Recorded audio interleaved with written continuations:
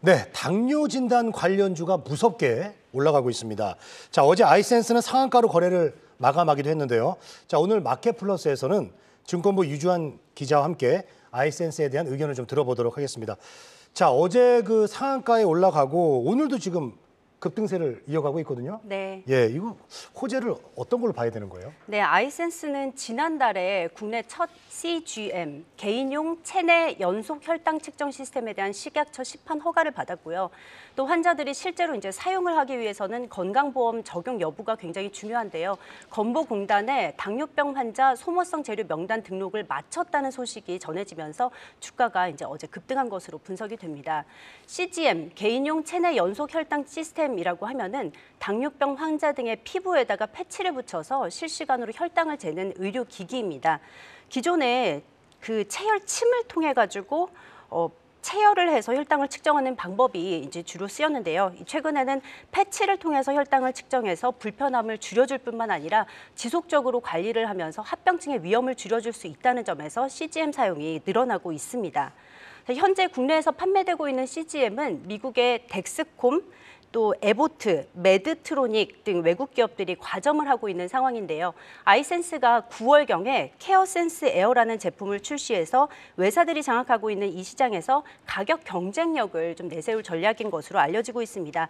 참고로 아이센스는 외사들 제품 대비해서 약 20% 정도 낮은 가격을 제시할 것으로 파악이 되고 있습니다. 네, 외사들 제품 대비 이제 더 낮은 가격을 제시한다고 말씀을 해주셨는데 해외 시장이 굉장히 크지 않습니까? 그래서 해외 수출도 어떻게 가능할까요? 네, 그 점에 대해서 말씀을 드리겠습니다. 일단 글로벌 시장 규모에 대해서 먼저 말씀을 드리면요. 글로벌 CGM 시장은 우리나라처럼 아까 말씀드린 회사들 덱스콤, 에보트, 메드트로닉 이제 3개 기업이 과점을 하고 있고 현재 시점에서 약 10조 원 규모로 알려지고 있습니다만 시장은 향후 더 커질 것으로 전망이 되고 있습니다.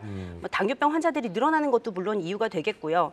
또 미국의 경우에는 과거에 이제 CGM의 사용을 선천성 당뇨인 1형 당뇨에만 권고를 했는데 이제는 후천 당뇨인 2형 당뇨에도 권고를 하고 있다고 합니다.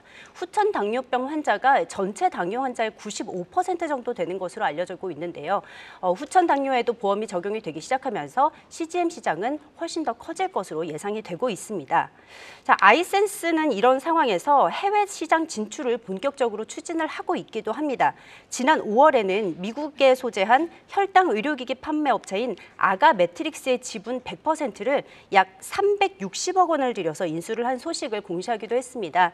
이를 통해서 미국과 유럽뿐 아니라 장기적으로는 중남미 등에도 이제 진출할 수 있는 포석을 놓았다는 평가를 받고 있고요. 증권업계에서는 아이센스가 연내에 유럽 지역에서 파트너사와 계약을 맺을 것으로 기대를 하고요. 내년 상반기 약 3월경에 품목 허가를 받을 것으로 기대를 하고 있습니다.